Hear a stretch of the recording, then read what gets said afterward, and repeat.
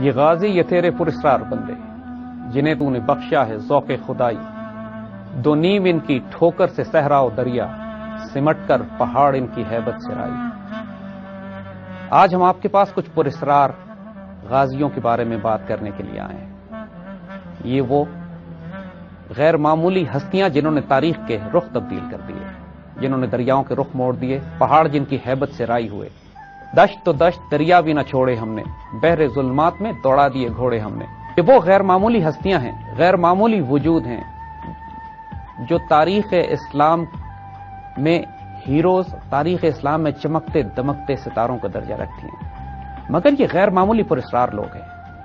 ان کی ظاہری اور باطنی قوتیں کیا تھیں کہ انہوں نے وہ کارنامے انجام دیے کہ آج عقلیں حیران ہوتی ہیں۔ اگر ہم فوجی نقطہ نظر سے دیکھیں تو یہ انسانی عقل ماننے کو تیار کہ عرب کے ریگزاروں سے نکلنے کے بعد 3 سال کے عرصے کے اندر عراق اور شام، ان رومن اور پرشین امپائرز کو شکست دے کر یہ علاقے سلطنت اسلامیہ میں داخل کرا لیے جائیں۔ یہ تمام کارنامے جس وجود نے کہ میں ایک اونٹ کی طرح ایک بستر پر جان دے رہا ہوں، مجھے سخت شرمندگی ہے کہ میں میدان جنگ میں شہید نہیں ہو سکا، اور اللہ قیامت تک کبھی کسی بزدل کو سکون اور اطمینان نہ دے۔ افسوس یہ اس مجاہد کا ہے، یہ وہ اپنے آپ پر شرمساری کر رہے ہیں جن کو اللہ کے رسول صلی اللہ علیہ وسلم نے سیف اللہ کا لقب دیا۔ جسم کا کوئی وجود کا حصہ ایسا نہیں تھا جس پر تیر، تلوار، نیزہ یا خنجر کے نشانات نہ بنے ہوئے ہوں، جنہوں نے 300 سے زائد جنگوں میں حصہ لیا اور کسی جنگ میں شکست نہیں کھائی، جو صرف ان کے نام سے پرشین اور رومن امپائرز پر دہشت طاری ہو جایا کرتی تھی۔ ان کی زوجہ، ان کی بیوی نے ان کو تسلی دی، خالد آپ شرمساری نہ کریں، آپ کو جب اللہ کے رسول صلی اللہ علیہ وسلم نے سیف اللہ کا لقب دے دیا تھا تو اس کا مطلب یہ ہے کہ اب یہ سیف اللہ، یہ اللہ کی تلوار میدان جنگ میں کسی کافر کے ہاتھوں نہیں کاٹی جا سکتی۔ آپ نے شہید نہیں ہونا تھا،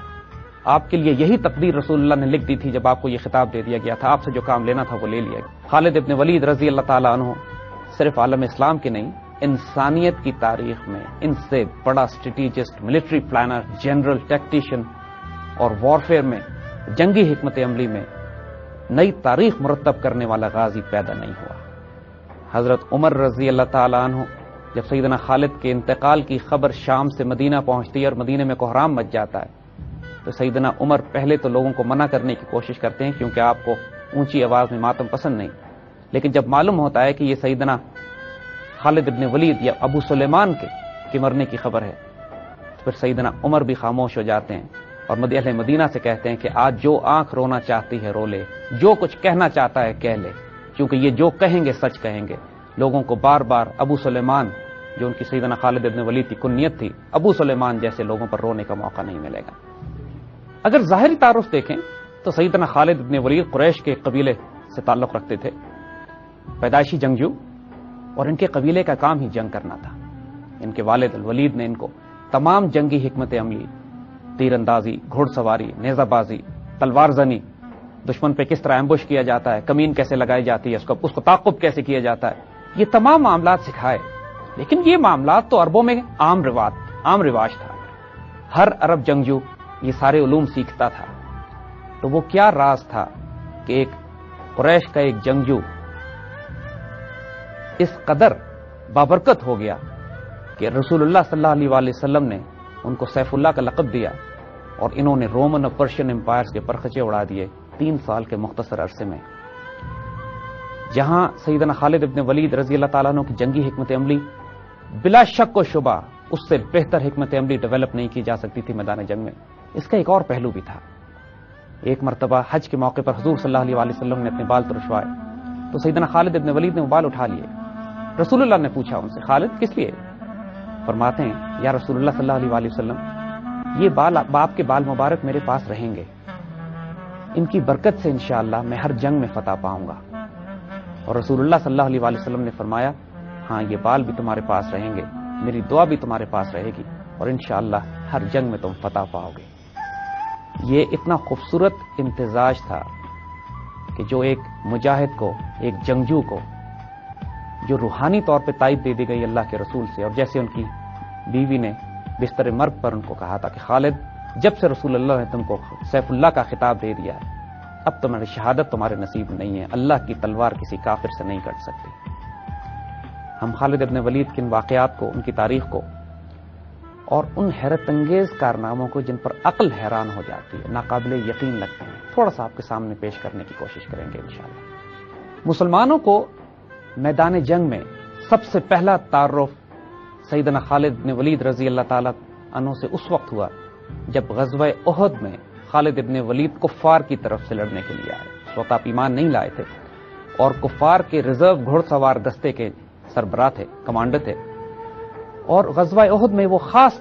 ترکیب آپ کو یاد ہے کہ جب رسول اللہ صلی اللہ علیہ وسلم نے 50 تیر انداز اس پہاڑی کے اوپر بٹھا دیے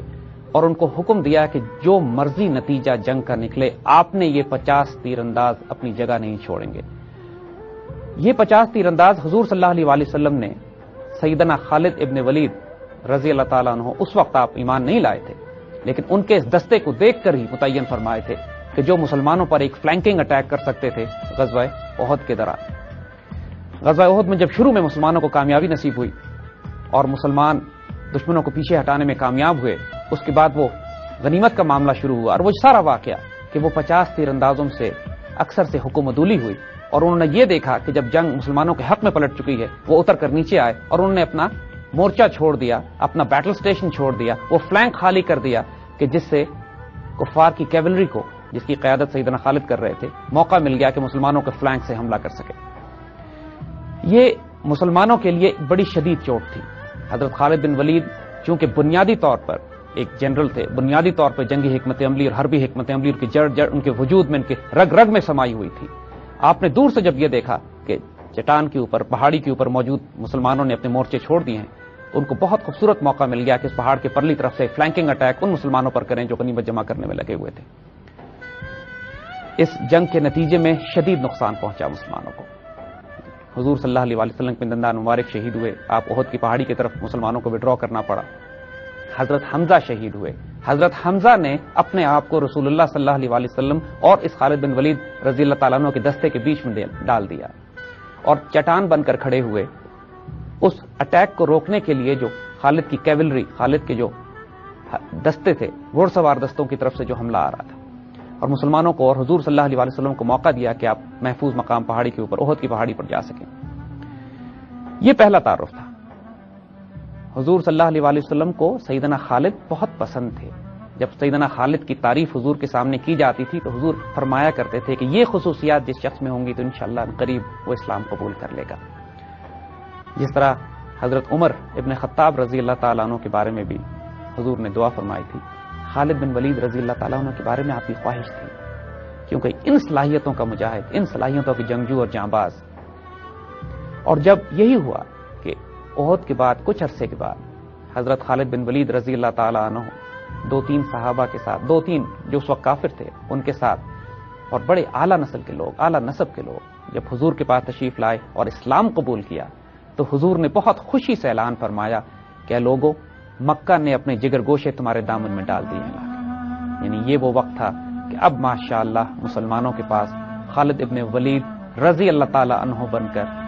اس قوت اور طاقت کے ساتھ حاضر ہوتے کہ جو اللہ تعالیٰ نے اس وجود میں ڈالی تھی، اور وہ فیض ان کو ملنا شروع ہوا کہ جس کے بعد یہ سیف اللہ بننے کی طرف چلے۔ خالد بن ولید نے حضور صلی اللہ علیہ وسلم سے فرمایا کہ جو غلطیاں اور کوتاہیاں اور گناہ مجھ سے پہلے ہوئی ہیں ان کی مغفرت میں طلب کرتا ہوں اللہ سے۔ حضور نے بشارت دی تمہارے سارے پچھلے گناہ معاف کر دیے گئے، اور اب انشاءاللہ اس کے بعد سیدنا خالد نے عہد کیا کہ اب حضور صلی اللہ علیہ وسلم کی ہم رکابی میں یہ تلوار ان کی بے نیام ہوگی جو اللہ اور اس کے رسول صلی اللہ علیہ وسلم کی حفاظت میں اور اس دین کی سربلندی کے لیے، اور اس میں کوئی شبے کی بات نہیں ہے کہ انہوں نے اس کا حق ادا کر دیا۔ سب سے پہلے جو مارکے سیدنا خالد بن ولید نے حضور صلی اللہ علیہ وسلم کی اجازت سے اور حکم سے کیے، اس میں غزوہ جنگ موتا بھی تھی۔ جنگ موتا کے بارے میں بڑا خوبصورت واقعہ آتا ہے کہ حضرت زید بن حارث رضی اللہ تعالیٰ عنہ جب قیادت فرماتے ہیں اس لشکر کی جو جاتا ہے مقابلے کے لیے، تو حضور نے پہلی بشارت دے دی تھی، فرمایا کہ اگر زید شہید ہو جائیں تو جعفر ان کے علم سنبھال لیں، قیادت سنبھالیں، اور جعفر شہید ہو جائیں تو اس کے بعد کوئی دوسرے ان کی قیادت سنبھال لیں اسلامی لشکر کی۔ اور جس وقت اسلامی لشکر دشمن سے متصادم تھا،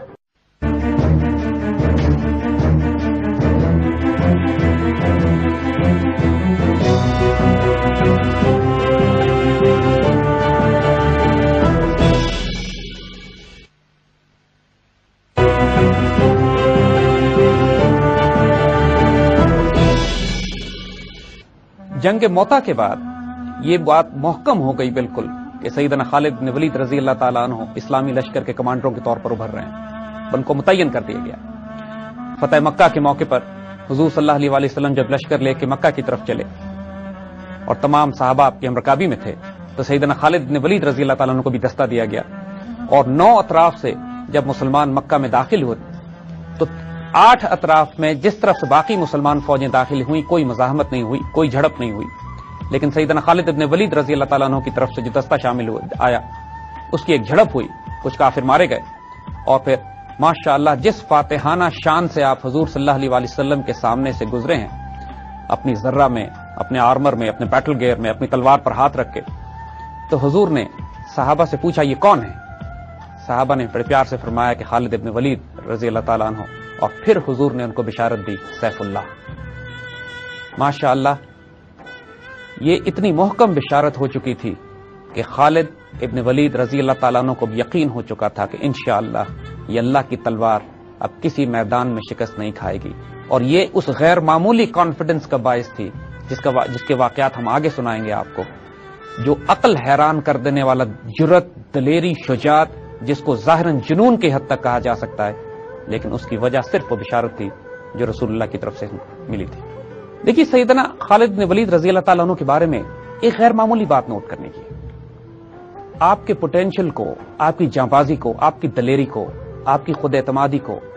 اور آپ کی اس آزاد طبیعت کو حضور صلی اللہ علیہ وسلم بہت پسند فرماتے تھے اور اس کو پیٹرنائز کرتے تھے، یعنی ان غلطیوں پر جن پر کسی اور صحابی کو سخت سرزنش کی جاتی ہو، سیدنا خالد بن ولید رضی اللہ تعالیٰ عنہ سے درگزر کر لیا جاتا تھا۔ فتح مکہ کے موقع پر جب جھڑپ ہوئی، کیونکہ حضور نے منع فرمایا تھا کہ کوئی جھڑپ نہیں کرنی، اس کے باوجود بھی جب جھڑپ ہوئی اور سیدنا خالد سے سوال کیا گیا تو انہوں نے فرمایا کہ یا رسول اللہ صلی اللہ علیہ وسلم، انہوں نے ہم پر پہلے حملہ کیا تھا، ہمیں مجبور کیا، تو حضور نے بات کو بہت پیار سے ٹال دیا، اچھا جو ہوا سو ہوا۔ سیدنا خالد سے کوئی سرزنش نہیں کی گئی۔ اسی طرح ایک موقع اور بھی آیا بعد میں کہ جب سیدنا خالد کی تلوار سے کچھ ایسے لوگ قتل ہو گئے جن کے بارے میں شک تھا کہ شاید وہ مسلمان ہیں یا نہیں ہیں، جب اس کی اطلاع رسول اللہ صلی اللہ علیہ وسلم کو پہنچی تو آپ کو بہت دکھ ہوا، لیکن سیدنا خالد کو آپ نے کچھ نہیں فرمایا، اور جو لوگ قتل ہوئے تھے ان کو دیت عطا کر دی گئی، ان کو اس کے پیسے بھجوا دیے گئے۔ سیدنا خالد کو بہت کیئرفلی ہینڈل کرنا پڑتا تھا اس سارے معاملات کو۔ ظاہر ہے وہ شخص جو اتنا آزاد ہو، دلیر ہو، شجاع ہو، اور اپنی ایک رائے رکھتا ہو، اور پھر اس کو یہ اعتماد ہو کہ اللہ کے رسول اس سے اتنی محبت اور اعتبار کرتے ہیں، تو وہ کسی اور کے قابو میں آنے والے بھی نہیں تھے۔ سیدنا ابوبکر صدیق رضی اللہ تعالیٰ عنہ کو بعد میں بہت احتیاط سے ان کو ہینڈل کرنا پڑا۔ سیدنا عمر چونکہ ان کے دوست تھے، تقریباً ہم عمر تھے، تو آپس میں ان کے ساتھ ان کی بحث مباحثے چلتے تھے، لیکن یہ دوستوں کے تعلقات تھے آپس میں، اس کے باوجود آپس میں ادب، رسپیکٹ، محبت اور پیار ان کا بے انتہا۔ فتح مکہ کے بعد حضور صلی اللہ علیہ وسلم کے ہر غزوے میں سیدنا خالد آپ کے ہمرکاب تھے۔ غزوہ حنین کے موقع پر جس کا ذکر قرآن میں بھی آتا ہے کہ جب مسلمان ایک کثیر تعداد کے ساتھ آگے بڑھتے ہیں اور پہاڑوں کے پیچھے سے دشمن مسلمانوں پر تیروں کی بارش کرتا ہے اور شدید نقصان مسلمانوں کو اٹھانا پڑتا ہے، اور ایک موقع تو ایسا آتا ہے کہ حضور صلی اللہ علیہ وسلم چند صحابہ کے ساتھ بالکل تنہا رہ جاتے ہیں، اور پھر مسلمانوں کو پکار کر بلاتے ہیں اپنی طرف، اور مسلمان ری گروپ کرتے ہیں، دوبارہ ری آرگنائز کرتے ہیں اور کاؤنٹر اٹیک کرتے ہیں، اور اللہ پھر مسلمانوں کو فتح دیتا ہے۔ اس جنگ میں خالد ابن ولید بہت بے جگری سے لڑے اور بہت زخمی ہوئے۔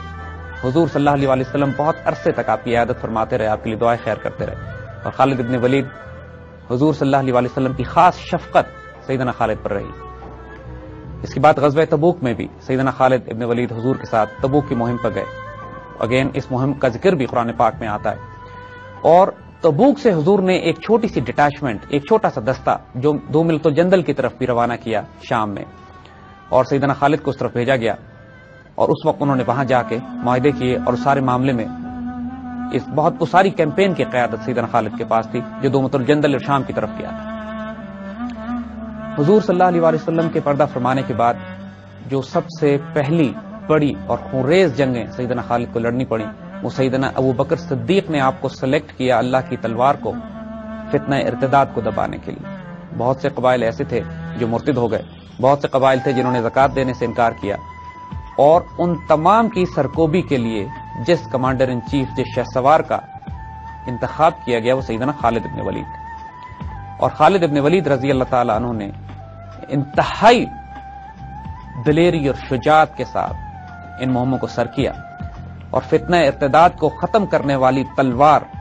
سیدنا خالد کی. ان تمام کامیابیوں سے سیدنا خالد بن ولید کو اتنا اعتماد ہو گیا تھا اللہ کے اس کرم اور فضل پر جو ان کے اوپر سیف اللہ کے ہونے کی وجہ سے کیا جا رہا تھا، اور وہ مہر ثبت کر دی گئی تھی کہ یہ تلوار اب میدان جنگ میں کبھی نہیں ٹوٹے گی، کہ اس سے اندازہ کیجئے کہ جب ایران کے بادشاہ کو انہوں نے خط لکھا اور بڑے کانفیڈنس سے اس کو کہتے ہیں، جب ایرانین کیمپین پہ پرشین کیمپین پہ گئے، اس کو خط لکھ کے کہتے ہیں کہ یا تو اسلام قبول کر لو، یا تم ہمارے سرنگی ہو جاؤ، جزیہ دو، یا پھر فرماتے ہیں کہ تم کو پتہ نہیں ہے کہ کیا چیز تمہارے پاس آنے والی ہے اور کیا چیز تم سے ٹکرائے گی آ کے، اور جو لوگ میں لے کر آ رہا ہوں تمہاری طرف وہ موت کو اس سے زیادہ عزیز رکھتے ہیں جتنے عزیز تم زندگی کو رکھتے ہو. اسی طرح جب ایک رومن بادشاہ کو، رومن سپاہ سالار کو آپ نے خط لکھا، جو کہ بہت قلعوں میں بند کر لیا تھا اس نے اپنے آپ کو، تو بہت کانفیڈنس اور اعتماد سے اس کو لکھتے ہیں کہ اگر تم بادلوں میں بھی چھپ جاؤ جا کے تو اللہ یا تو ہمیں بادلوں میں پہنچا دے گا یا تمہیں اتار کر نیچے ہمارے لیول پر لے آئے گا، پھر ہم تمہارے میدان جنگ میں تمہارا صفایا کریں. ان کا غیر معمولی اعتماد، ہم اس کی چند مثالیں صرف آپ کو دیں گے. میدان جنگ میں سیدنا خالد بن ولید کو ان کے نعرے سے پہچانا جاتا تھا. ان کا جو جنگی نعرہ تھا وہ یہ تھا کہ میں ایک غیرت مند جنگجو ہوں، میں اللہ کی تلوار ہوں، میں خالد ابن ولید ہوں. یہ اعتماد ان کا جو دشمن پہ دہشت طاری کر دیا کرتا تھا. اسی طرح ایک واقعے میں ایک رومن جاسوس، ایک رومن قاصد آتا ہے ان کے پاس اور سیدنا خالد ابن ولید رضی اللہ تعالیٰ عنہ سے کوشش کرتا ہے ان کو جھوٹ بول کے، دھوکہ دے کے ایک پھندے میں پھنسانے کی. ایک پلان پیش کرتا ہے جو کہ جھوٹا ہوتا ہے. خالد بن ولید صرف اس کی آنکھوں میں آنکھیں ڈال کر دیکھتے ہیں اور پوچھتے ہیں کیا تم سچ کہہ رہے ہو؟ اور اس شخص کی روح فنا ہو جاتی ہے. جب مرتدین کی سرکوبی ہو گئی تو حضرت ابو بکر صدیق رضی اللہ تعالیٰ عنہ کی نگاہ ایران کی طرف پڑی، عراق کی طرف پڑی، اور آپ نے اس مہم کے لیے سیدنا خالد ابن ولید رضی اللہ تعالیٰ عنہ کو سلیکٹ کیا. مسلمانوں کو یہ بشارت پہلے مل چکی تھی کہ مسلمان پرشین اور رومن امپائرز کو کیپچر کریں گے. آپ کو سراقہ والی حدیث یاد ہوگی کہ جب حضور صلی اللہ علیہ وسلم ہجرت فرما رہے تھے اور ہجرت فرماتے سیدنا ابو بکر صدیق کے ساتھ جو پیچھے سے ان کو گرفتار کرنے کے لیے سراقہ اپنے گھوڑے پر آئے تھے، تو سراقہ کو حضور نے بشارت دی تھی کہ سراقہ تمہارا کیا حال ہوگا جب کسرا کے کنگن تمہارے ہاتھوں میں ہوں گے، جب ایرانی بادشاہ کے کنگن تو پہنے ہوگے. اور سیدنا ابو بکر صدیق شاہد تھے اس بشارت کے. تو جب آپ کو خلافت دی گئی، جب سیدنا ابو بکر صدیق کی خلافت ہوئی، تو سب سے پہلی مہم جو جزیرت العرب سے باہر آپ نے لانچ کی وہ کسرا کے خلاف تھی، کسرا کے کنگنوں کے خلاف تھی کہ جو آنے تھے اور سراقہ کے ہاتھ میں پہننے تھے. اور اس کے لیے جس تلوار کو منتخب کیا گیا وہ سیدنا خالد بن ولید تھے.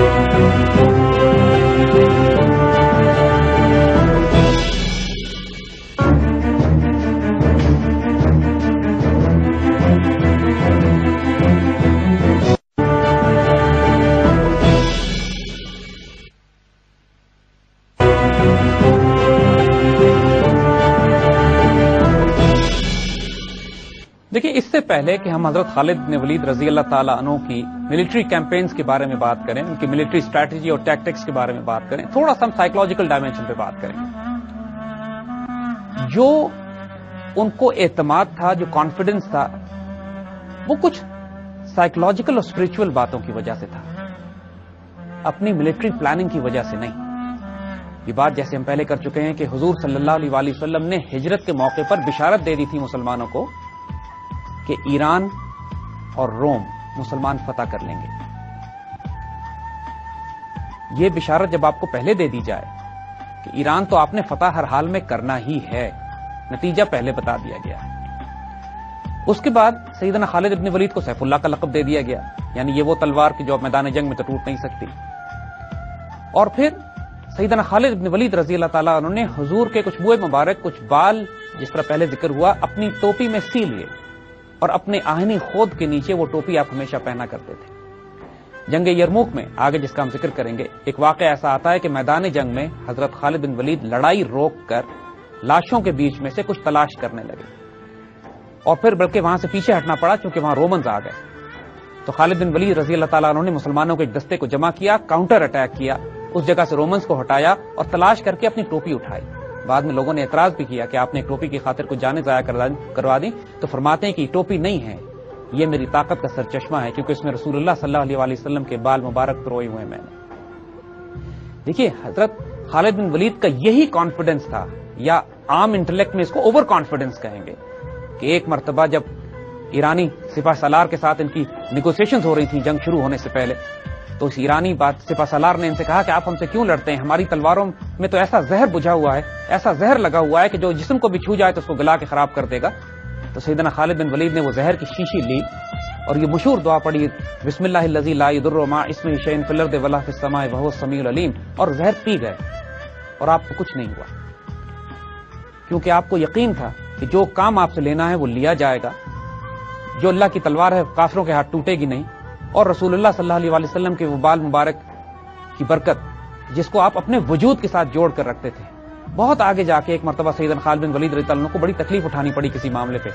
تو آپ نے اس کی دلیل بھی یہی دی کہ آج یہ تکلیف مجھے اس لیے ہوئی ہے کہ آج رسول اللہ کے بال میرے سر پہ نہیں۔ تو خود یہ بات بالکل واضح ہے کہ جہاں جنگی حکمت عملی اور پلاننگ وہ کرتے تھے، اس میں کانفیڈنس یا اوور کانفیڈنس یا ڈیئر ڈیول کانسیپٹ جو تھا وہ اس یقین اور اعتماد کی وجہ سے تھا جو ان کو روحانی طور پر دیا گیا تھا۔ یہ بہت امپورٹنٹ ایلیمنٹ ہے سمجھنے کے لیے کہ فزیکل ورلڈ میں، فزیکل پلاننگ میں، فزیکل اسٹریٹجی بلڈ کرنے میں جب اسپرچل کنٹینٹ شامل ہو جاتا ہے، جب روحانی کنٹینٹ شامل ہو جاتا ہے، تو وہ غیر معمولی قوتیں جنم لیتی ہیں کہ جو انسان کی عقلیں حیران ہوتی ہیں، انسانی طاقت سے باہر ہوتی ہیں، وہ ویسے کارنامے انجام دیے جاتے ہیں۔ اس کی سینکڑوں مثالیں اسلامی تاریخ میں ہیں اور انشاءاللہ ان پروگراموں میں ہم آگے ان کو کور کرنے کی کوشش بھی کریں گے۔ سیدنا خالد بن ولید کی جو جنگی اسٹریٹجی جو وہ آن گراؤنڈ ڈپلوائے کرتے تھے وہ بڑی روتھلیس تھی۔ پہلی بات کہ وہ ہلکا ہاتھ رکھنے پہ تو یقین ہی نہیں رکھتے تھے، جب ان سے جھڑپ ہوتی تھی تو خریز ہوتی تھی۔ وہ اس معاملے میں پورا اعتماد، پورا یقین رکھتے تھے کہ یا تو نیگوسیشنز اور بات چیت کے ذریعے معاملہ طے ہو جائے، جب تلوار نکالنی پڑے تو پھر زمین دشمنوں کے خون سے سرخ ہونی چاہیے۔ اور ایسے اتنے واقعات ہیں۔ ایک مرتبہ جب مشکل حالات تھے جنگ میں تو آپ نے اللہ سے وعدہ کیا کہ جتنے دشمن پکڑے جائیں گے ان کو اسی جگہ لا کر ذبح کریں گے، اور نتیجہ یہ ہوا کہ تمام دشمن جو میدان جنگ سے بھاگ کے کئی کئی میل دور چلے گئے تھے، انہوں نے اپنے کیولری دستے ان کے پیچھے بھیج کر ان تمام دشمنوں کو واپس لائے، اور جس جگہ وعدہ کیا تھا کہ ان کو قتل کیا جائے گا، کیونکہ وعدہ آپ نے کیا تھا کہ میں دریا کو ان کے خون سے سرخ کر دوں گا، اور دریا کو پھر ان کے خون سے سرخ کیا گیا۔ یہ بھی عراق کیمپین میں ہوا۔ 70,000 لوگ سیدنا خالد بن ولید نے ایک جنگ میں قتل کیے۔ اسی طرح جنگ ذات سلاسل ایک بہت مشہور عراق کیمپین کی جنگ ہے جس میں ایرانیوں نے اپنے آپ کو زنجیروں سے باندھ لیا تھا، اور ایرانی ہاتھی اور ان کا آرمر اور ان کا اس زمانے کے سپر پاور کے جو تمام مال و اسباب ہوتے ہیں، لیکن بڑی بڑی فوجیں جو امپائرز کی تھیں ان کی جو سب سے بڑی خامی یہ تھی کہ وہ چلنے میں بہت آہستہ تھیں، بہت سست روی سے حرکت کرتی تھی۔ اور خالد بن ولید رضی اللہ تعالیٰ عنہ کو جو غیر معمولی کارنامے ہوتے تھے وہ یہ کہ آپ اتنی تیز رفتاری سے مسلمان فوج حرکت کرتی تھی کہ اس کی صرف ایک مثال دینا کافی ہے کہ ایک مرتبہ ایک مسلمان کمانڈر نے سیدنا خالد بن ولید کو خط لکھا کہ میں دشمن کے ساتھ برسر پیکار ہوں، مجھے آپ کی مدد کی ضرورت ہے۔ سیدنا خالد بن ولید نے اسی قاصد کو خط دے کے بھیجا کہ جاؤ اس کمانڈر سے کہو کہ میں تمہاری مدد کے لیے پہنچ رہا ہوں۔ اور جب وہ قاصد بجلی کی رفتار سے پہنچا ہے واپس اس کمانڈر کے پاس، اور اس کمانڈر نے خط کھول کے پڑھا ہے اور سر اٹھایا ہے، تو افق پر خالد بن ولید کی فوج نظر آ رہی تھی۔ یعنی اس قاصد کے لٹرلی اس کی گرد بھی نہیں بیٹھی تھی اس کے گھوڑے کی کہ خالد موو کر چکے تھے۔ اگر آپ خالد کی فوج میں ہیں تو آرام آپ کے لیے نہیں ہے، اگر آپ سیدنا خالد کے کیولری میں ہیں، ان کے دستوں میں ہیں، تو آپ کا آرام صرف گھوڑے کی پشت پہ ہے۔ وہ آپ ایک گاؤں پر حملہ کرنے کے لیے جاتے، ایک شہر پہ حملہ کرنے کے لیے جاتے، دشمن اپنی فوجیں اس طرف لے کے جاتا، آپ رخ تبدیل کر کے اس شہر پہ حملہ کر دیتے جو خالی ہوتا۔ اور یہ ممکن ہی نہیں تھا دشمن کی فوجوں کے لیے اتنی ہائی موبلٹی کے ساتھ جو ملٹری مینوورز ہو رہے ہیں ان کے ساتھ ان کا مقابلہ کر سکتا۔ دشمن اپنی فوجیں اس طرف لے کے جاتا، آپ رخ تبدیل کر کے اس شہر پہ حملہ کر دیتے جو خالی ہوتا۔ اور یہ ممکن ہی نہیں تھا دشمن کی فوجوں کے لیے اتنی ہائی موبلٹی کے ساتھ جو ملٹری مینوورز ہو رہے ہیں ان کے ساتھ ان کا مقابلہ کر سکتا۔ آج کل کی جنگی حکمت عملی میں بھی جو موبائل کیولری ہے، جو مینووربلٹی ہے، یہ صلاحیت فوجوں میں کہ کتنی تیزی سے ایک فوج ایک جگہ سے حرکت کر کے دوسری جگہ جا سکتی ہے، فیصلہ کن قوت رکھتی ہے، فیصلہ کن طاقت رکھتی ہے۔ جیسے عرض کیا، روتھلیسنس، جب جنگ میں جاتے تھے ایک دفعہ جب تک دشمن کو بالکل کچل نہیں دیتے تھے، کسی کو اس قابل نہیں چھوڑتے تھے کہ وہ دوسری فوج سے مل کر دوبارہ ان کے خلاف کوئی مزاحمت کر سکے۔ جاسوسوں کا نظام ایسا تھا کہ پورے عراق میں کوئی فوج دشمن کی کہیں حرکت کرتی تھی سیدنا خالد بن ولید کو اس کی اطلاع پہنچتی تھی۔ رسد کا نظام ایسا تھا کہ پورے ملک میں جہاں مسلمان فوج موو کرتی تھی رسد اور سپلائیز کی کوئی کمی ان کے پاس نہیں رہتی، یعنی لاجسٹکس، ان کی ایسپیناج، کاؤنٹر انٹیلیجنس، ان کی موبلٹی، جو جنگی حکمت عملی ایران ڈپلوائے کرتے تھے ہمیشہ اس قسم کی جنگی حکمت عملی سیدنا خالد کی طرف سے ڈپلوائے کی جاتی تھی جس سے ایرانی ناواقف تھے، نامانوس تھے، یعنی ایرانی عادی تھے اس بات کے کہ صف در صف فرنٹل اسالٹ کے ذریعے براہ راست فوجوں کے تصادم میں جنگیں کی جائیں، جبکہ سیدنا خالد ایمبوش کے ذریعے، گوریلا ٹیکٹکس کے ذریعے، موبائل وارفیئر کے ذریعے، فلینکنگ اٹیکس کے ذریعے اور ڈسپشن کے ذریعے دشمن کو دھوکہ دے کے، اس کو کنفیوز کر کے، اس کو ڈس اورینٹ کر کے، اس کو تھکا کے اس کے ساتھ تصادم کیا کرتے تھے۔ یعنی جہاں تک ظاہری جنگی حکمت عملی کا بھی تعلق ہے وہ اتنی غیر معمولی تھی کہ سلطنت ایران نے، سلطنت فارس نے اپنے اعلیٰ ترین جرنیل آپ کے مقابلے پہ ایران کو بچانے کے لیے بھیجے، لیکن صرف چند ماہ کے عرصے میں پورا عراق سیدنا خالد نے تلوار کے زور پر فتح کر لیا۔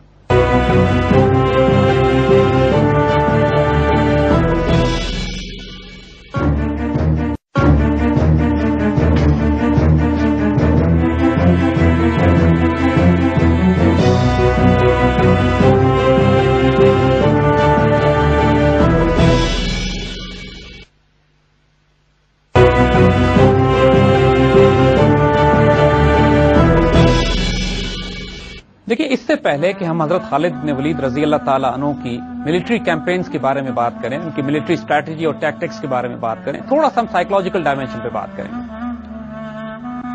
جو ان کو اعتماد تھا، جو کانفیڈنس تھا، وہ کچھ سائیکولوجیکل اور اسپرچول باتوں کی وجہ سے تھا، اپنی ملٹری پلاننگ کی وجہ سے نہیں۔ یہ بات جیسے ہم پہلے کر چکے ہیں کہ حضور صلی اللہ علیہ وآلہ وسلم نے ہجرت کے موقع پر بشارت دے دی تھی مسلمانوں کو کہ ایران اور روم مسلمان فتح کر لیں گے۔ یہ بشارت جب آپ کو پہلے دے دی جائے کہ ایران تو آپ نے فتح ہر حال میں کرنا ہی ہے، نتیجہ پہلے بتا دیا گیا ہے۔ اس کے بعد سیدنا خالد ابن ولید کو سیف اللہ کا لقب دے دیا گیا، یعنی یہ وہ تلوار کہ جو اب میدان جنگ میں تو ٹوٹ نہیں سکتی۔ اور پھر سیدنا خالد ابن ولید رضی اللہ تعالیٰ عنہ نے حضور کے کچھ بوئے مبارک، کچھ بال، جس طرح پہلے ذکر ہوا، اپنی ٹوپی میں سی لیے اور اپنے آہنی خود کے نیچے وہ ٹوپی آپ ہمیشہ پہنا کرتے تھے۔ جنگ یرموک میں آگے جس کا ہم ذکر کریں گے، ایک واقعہ ایسا آتا ہے کہ میدان جنگ میں حضرت خالد بن ولید لڑائی روک کر لاشوں کے بیچ میں سے کچھ تلاش کرنے لگے، اور پھر بلکہ وہاں سے پیچھے ہٹنا پڑا کیونکہ وہاں رومنز آ گئے۔ تو خالد بن ولید رضی اللہ تعالیٰ عنہ نے مسلمانوں کے ایک دستے کو جمع کیا، کاؤنٹر اٹیک کیا، اس جگہ سے رومنز کو ہٹایا اور تلاش کر کے اپنی ٹوپی اٹھائی۔ بعد میں لوگوں نے اعتراض بھی کیا کہ آپ نے ایک ٹوپی کی خاطر کچھ جانیں ضائع کروا دی، تو فرماتے ہیں کہ یہ ٹوپی نہیں ہے، یہ میری طاقت کا سرچشمہ ہے، کیونکہ اس میں رسول اللہ صلی اللہ علیہ وآلہ وسلم کے بال مبارک پروئے ہوئے میں نے۔ دیکھیے، حضرت خالد بن ولید کا یہی کانفیڈنس تھا، یا عام انٹلیکٹ میں اس کو اوور کانفیڈنس کہیں گے، کہ ایک مرتبہ جب ایرانی سپہ سالار کے ساتھ ان کی نیگوسیشنز ہو رہی تھیں جنگ شروع ہونے سے پہلے، تو اس ایرانی سپہ سالار نے ان سے کہا کہ آپ ہم سے کیوں لڑتے ہیں، ہماری تلواروں میں تو ایسا زہر بجھا ہوا ہے، ایسا زہر لگا ہوا ہے کہ جو جسم کو بھی چھو جائے تو اس کو گلا کے خراب کر دے گا۔ تو سیدنا خالد بن ولید نے وہ زہر کی شیشی لی اور یہ مشہور دعا پڑھی، بسم اللہ الذی لا یضر مع اسمہ شیء فی الارض ولا فی السماء وہو السمیع العلیم، اور زہر پی گئے اور آپ کو کچھ نہیں ہوا، کیونکہ آپ کو یقین تھا کہ جو کام آپ سے لینا ہے وہ لیا جائے گا، جو اللہ کی تلوار ہے کافروں کے ہاتھ ٹوٹے گی نہیں، اور رسول اللہ صلی اللہ علیہ وآلہ وسلم کے وہ بال مبارک کی برکت جس کو آپ اپنے وجود کے ساتھ جوڑ کر رکھتے تھے۔ بہت آگے جا کے ایک مرتبہ سیدنا خالد بن ولید رضی اللہ عنہ کو بڑی تکلیف اٹھانی پڑی کسی معاملے پہ، تو آپ نے اس کی دلیل بھی یہی دی کہ آج یہ تکلیف مجھے اس لیے ہوئی ہے کہ آج رسول اللہ کے بال میرے سر پہ نہیں۔ تو خود یہ بات بالکل واضح ہے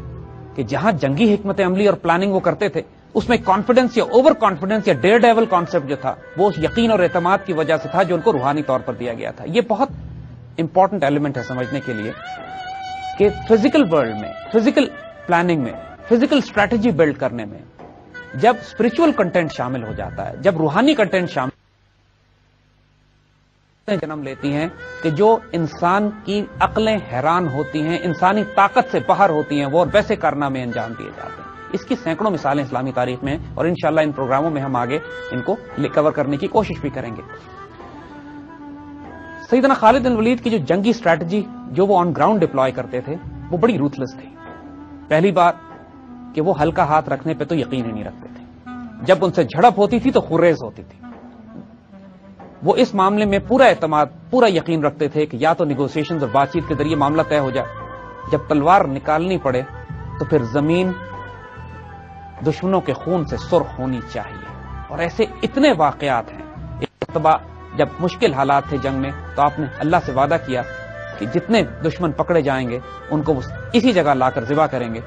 اور نتیجہ یہ ہوا کہ تمام دشمن جو میدان جنگ سے بھاگ کے کئی کئی میل دور چلے گئے تھے، انہوں نے اپنے کیولری دستے ان کے پیچھے بھیج کر ان تمام دشمنوں کو واپس لائے، اور جس جگہ وعدہ کیا تھا کہ ان کو قتل کیا جائے گا، کیونکہ وعدہ آپ نے کیا تھا کہ میں دریا کو ان کے خون سے سرخ کر دوں گا، اور دریا کو پھر ان کے خون سے سرخ کیا گیا. یہ بھی عراق کیمپین میں ہوا. 70,000 لوگ سیدنا خالد ابن ولید نے ایک جنگ میں قتل کیے. اسی طرح جنگ ذات سلاسل ایک بہت مشہور عراق کیمپین کی جنگ ہے جس میں ایرانیوں نے اپنے آپ کو زنجیروں سے باندھ لیا تھا، اور ایرانی ہاتھی اور ان کا آرمر اور ان کا اس زمانے کے سپر پاور کے جو تمام مال و اسباب ہوتے ہیں. لیکن بڑی بڑی فوجیں جو امپائرز کی تھیں ان کی جو سب سے بڑی خامی یہ تھی کہ وہ چلنے میں بہت آہستہ تھیں، بہت سست روی سے حرکت کرتی تھی. اور خالد ابن ولید رضی اللہ تعالیٰ عنہ کو جو غیر معمولی کارنامے ہوتے تھے وہ یہ کہ آپ اتنی تیز رفتاری سے مسلمان فوج حرکت کرتی تھی کہ اس کی صرف ایک مثال دینا کافی ہے. ایک مرتبہ ایک مسلمان کمانڈر نے سیدنا خالد بن ولید کو خط لکھا کہ میں دشمن کے ساتھ برسر پیکار ہوں، مجھے آپ کی مدد کی ضرورت ہے. سیدنا خالد بن ولید نے اسی قاصد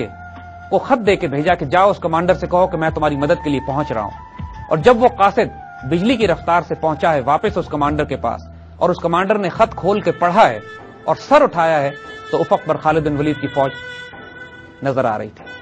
یعنی اس قاصد کے لٹرلی اس کی گرد بھی نہیں بیٹھی تھی اس گھوڑے کی کہ خالد موو کر چکے تھے. اگر آپ خالد کی فوج میں ہیں تو آرام آپ کے لیے نہیں ہے. اگر آپ سیدنا خالد کے کیولری میں ہیں، ان کے دستوں میں ہیں، تو آپ کا آرام صرف گھوڑے کی پشت پہ ہے. وہ آپ ایک گاؤں پر حملہ کرنے کے لیے جاتے، ایک شہر پہ حملہ کرنے کے لیے جاتے، دشمن اپنی فوجیں اس طرف لے کے جاتا، آپ رخ تبدیل کر کے اس شہر پہ حملہ کر دیتے جو خالی ہوتا. اور یہ ممکن ہی نہیں تھا دشمن کی فوجوں کے لیے اتنی ہائی موبلٹی کے ساتھ جو ملٹری مینوورز ہو رہے ہیں ان کے ساتھ ان کا مقابلہ کر سکتا. دشمن اپنی فوجیں اس طرف لے کے جاتا، آپ رخ تبدیل کر کے اس شہر پہ حملہ کر دیتے جو خالی ہوتا. اور یہ ممکن ہی نہیں تھا دشمن کی فوجوں کے لیے اتنی ہائی موبلٹی کے ساتھ جو ملٹری مینوورز ہو رہے ہیں ان کے ساتھ ان کا مقابلہ کر سکتا. آج کل کی جنگی حکمت عملی میں بھی جو موبائل کیولری ہے، جو مینووربلٹی ہے، یہ صلاحیت فوجوں میں کہ کتنی تیزی سے ایک فوج ایک جگہ سے حرکت کر کے دوسری جگہ جا سکتی ہے، فیصلہ کن قوت رکھتی ہے، فیصلہ کن طاقت رکھتی ہے. جیسے عرض کیا، روتھلیسنس. جب جنگ میں جاتے تھے ایک دفعہ تو جب تک دشمن کو بالکل کچل نہیں دیتے تھے، کسی کو اس قابل نہیں چھوڑتے تھے کہ وہ دوسری فوج سے مل کر دوبارہ ان کے خلاف کوئی مزاحمت کر سکے. جاسوسوں کا نظام ایسا تھا کہ پورے عراق میں کوئی فوج دشمن کے کہیں حرکت کرتی تھی سیدنا خالد بن ولید کو اس کی اطلاع پہنچتی تھی. رسد کا نظام ایسا تھا کہ پورے ملک میں جہاں مسلمان فوج موو کرتی تھی رسد اور سپلائز کی کوئی کمی ان کے پاس نہیں رہتی. یعنی لاجسٹکس، ان کی ایسپیناج، کاؤنٹر انٹیلیجنس، ان کی موبلٹی، جو جنگی حکمت عملی ایران ڈپلوائے کرتے تھے، ہمیشہ اس قسم کی جنگی حکمت عملی سیدنا خالد کی طرف سے ڈپلوائے کی جاتی تھی جس سے ایرانی ناواقف تھے، نامانوس تھے. یعنی ایرانی عادی تھے اس بات کے کہ صف در صف فرنٹل اسالٹ کے ذریعے براہ راست فوجوں کے تصادم میں جنگیں کی جائیں، جبکہ سیدنا خالد ایمبوش کے ذریعے، گریلا ٹیکٹکس کے ذریعے، موبائل وارفیئر کے ذریعے، فلینکنگ اٹیکس کے ذریعے اور ڈسپشن کے ذریعے دشمن کو دھوکہ دے کے، اس کو کنفیوز کر کے، اس کو ڈس اورینٹ کر کے، اس کو تھکا کے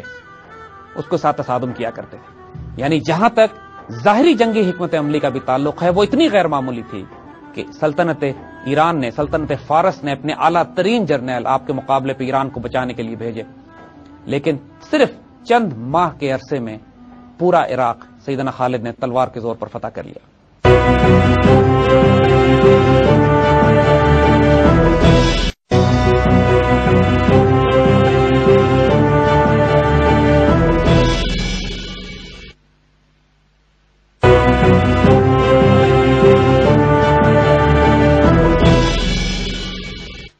معمولی خاص بات سیدنا خالد بن ولید کی طبیعت کی کہ آپ جان بوجھ کر خطرے مول لیتے تھے. یعنی دشمن سوچ نہیں سکتا تھا کہ کوئی شخص اس قسم کے خطرات لے سکتا ہے، اور اس کی توقع کے برخلاف غیر معمولی خطرات مول لے کر آپ ایسے ایسے کارنامے انجام دیتے تھے کہ جو ایلیمنٹ آف سرپرائز یعنی دشمن کو حیران کر دینے والا ہوتا تھا جو توقع نہیں کرتا تھا. اور یہ ایک بہت بڑا ایلیمنٹ تھا. ان کی بے جگری، ان کی دلیری، ان کی بے خوفی مثال بن گئی تھی. یہ لوگ خالد بن ولید رضی اللہ تعالی عنہ کی مثالیں دیا کرتے تھے کہ اگر دیوانگی کے حد تک دلیری دیکھنی ہے تو سیف اللہ کو دیکھو. اس کی ہم چند مثالیں آگے دیں گے آپ کو. جنگ یرموک کا ایک موقع آتا ہے. جنگ یرموک کے ایک موقع پہ جب 60,000 غسانی عیسائی، ایک ان کا لشکر، ایک ان کا گروہ مسلمانوں کو تنگ کر رہا تھا، تو سیدنا خالد نے اس کا حل پیش کیا مسلمانوں کی وار کونسل میں. تمام بڑے بڑے صحابہ، اس میں ابو عبیدہ ابن جراح بھی تھے، اس میں سیدنا خالد بھی تھے، اس کے اندر زرار بن اسوار بھی تھے، تمام بڑے بڑے صحابی موجود تھے. اور سیدنا خالد اس میں سولوشن یہ دیتے ہیں کہ کل ان 60,000 کو ڈسٹرب کرنے کے لیے، ان کو پریشان کرنے کے لیے، ان کو شکست دینے کے لیے میں براہ راست ان پر حملہ کروں گا 30 مجاہدوں کے ساتھ. یعنی آپ صرف اب یہ نوٹ کیجئے اور وہ محفل دیکھیے جس محفل میں یہ بیٹھ کے بات کر رہے ہیں. ظاہراً یہ جنون لگے گا کہ 60,000 کے لشکر پہ آپ فرما رہے ہیں کہ میں 30 مجاہدوں کے ساتھ حملہ کروں گا. اب اگلوں کا جواب سنیے جو اس سے زیادہ حیران کن ہے. پوری وار کونسل بیٹھ کے فیصلہ کرتی ہے، خالد یہ پلاننگ آپ کی ٹھیک نہیں ہے. 30 آدمیوں کے ساتھ 60,000 پہ حملہ کرنا کوئی دانش مندی نہیں ہے، آپ 60 آدمی لے جائیں. آپ یقین کریں گے. اور اس کے بعد تاریخ نے دیکھا کہ خالد 59 مجاہدین کے ساتھ 60,000 کے لشکر پر ٹوٹ پڑتے ہیں اور ان کو ناخن چنے چپا دیتے ہیں. یہ غیر معمولی، امپاسبل، ناممکنات میں سے دلیری جو دنیا کا کوئی جرنیل، کوئی ملٹری کمانڈر، کوئی اسٹریٹجک، کوئی ٹیکٹیشین، کوئی وار پلانر اور اینالسٹ جو ان باتوں کو سوچ نہیں سکتا، خالد اس کو کر گزرے ہیں. فراز کی جنگ جو کہ عراق کی آخری جنگ تھی، عراق کیمپین کی آخری بڑی جنگوں میں شامل ہوتی تھی، یہ وہ جنگ تھی کہ جب ایرانی امپائر کی حدیں رومن امپائر سے مل رہی تھیں جس جگہ پہ جا کے، اور مسلمانوں کا تھریٹ جب کامن محسوس ہوا رومن اور پرشین امپائر کو، تو دونوں نے اپنی فوجیں اکٹھی کر دی. یہ پہلا موقع تھا فراز کی جنگ میں کہ رومن اور پرشین امپائر الائز بن کر، ایک دوسرے کے ساتھ الائز اور اتحادی بن کر مسلمانوں کے خلاف آئے. اور اللہ کے فضل سے سیدنا خالد نے ان دونوں کے کمبائنڈ لشکر کو ذبح کیا. اور ایک کمال کا کام جو اس کے بعد آپ نے کیا، یعنی یہاں پہ حضرت خالد بن ولید کی وہی بے خوف اور رسک ٹیکنگ اور دلیرانہ طبیعت کا پتہ لگتا ہے کہ اس جنگ سے فتح کے بعد جب مسلمان واپس ہیرا میں اپنے مرکز کی طرف آ رہے تھے تو حج کا موقع آ گیا. سیدنا خالد نے فیصلہ کیا کہ میں نے حج کرنا ہے. اب ظاہر ہے یہ رسک تھا کیونکہ مسلمان فوجیں ایک طرف عراق میں لڑ رہی تھیں، رومن اور پرشین امپائر سے برسر پیکار تھے، اور سیدنا ابو صدیق رضی اللہ تعالیٰ عنہ اس وقت مدینہ میں خلیفہ تھے، اور سیدنا ابو بکر سے آپ نے اجازت نہیں لی تھی. لیکن جیسے کہ رسک ٹیکر وہ تھے، سیدنا خالد نے پورے لشکر کو روانہ کیا ہیرا، اور بغیر کسی کو بتائے چند ساتھیوں کو ساتھ لے کر خاموشی سے دیوانہ وار منزلیں مارتے ہوئے حج کے موقع پر مکہ پہنچ گئے اور حج کیا. کسی کو بتایا نہیں، اپنے خیال میں بہت چھپ کے حج کیا تھا. اب یہاں پہ وہ کمال سیدنا ابوبکر صدیق کا بھی ہے کہ جب واپس حج کر کے یہ اپنے لشکر میں پہنچے ہیں تو لشکر کو پتہ نہیں چلا کہ خالد چند روز کے لیے غائب تھے.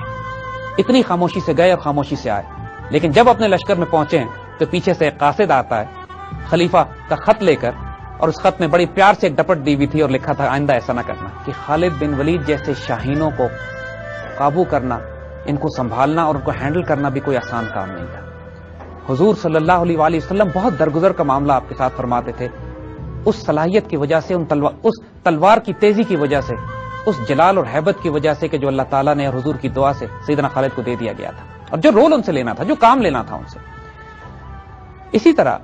جب خالد بن ولید رضی اللہ تعالیٰ عنہ اس طرح کے بہت سارے کام ایسے کرتے تھے جس سے لوگوں کو بڑے اعتراض ہوتے تھے ان پہ،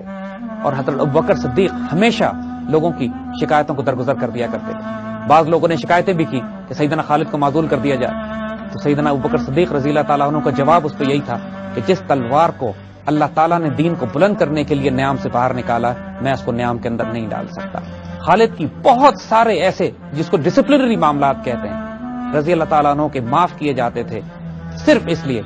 کہ ان کا جلال، ان کا جمال، ان کی شجاعت، ان کی دلیری اور ان کا کانفیڈنس اس طرح کا تھا. اور جتنی بڑی مہم درکار تھی، دیکھیے جتنا بڑا مشن ہوتا ہے، جتنی بڑے مہم ہوتی ہے، جتنا بڑا چیلنج ہوتا ہے، اتنا ہی جنونی اور اتنا ہی دیوانہ کمانڈر بھی چاہیے ہوتا ہے. یہی وہ فرق ہے عام کمانڈر میں اور ایک عظیم کمانڈر میں. یہی فرق ہے کہ عام جرنیل میں اور خالد ابن ولید میں، کہ خالد ابن ولید نہ صرف طبیعتاً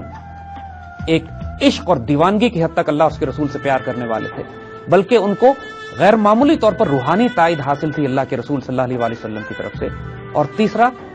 وہ اس قدر دلیر اور پر اعتماد مجاہد تھے کہ وہ ذات کی جو ان کی خوبی اور خیر تھا اس کو جب روحانی طور پر اور جنگی حکمت عملی کے لحاظ سے ان صلاحیتوں کے حساب سے وہ مدد مل گئی تمام،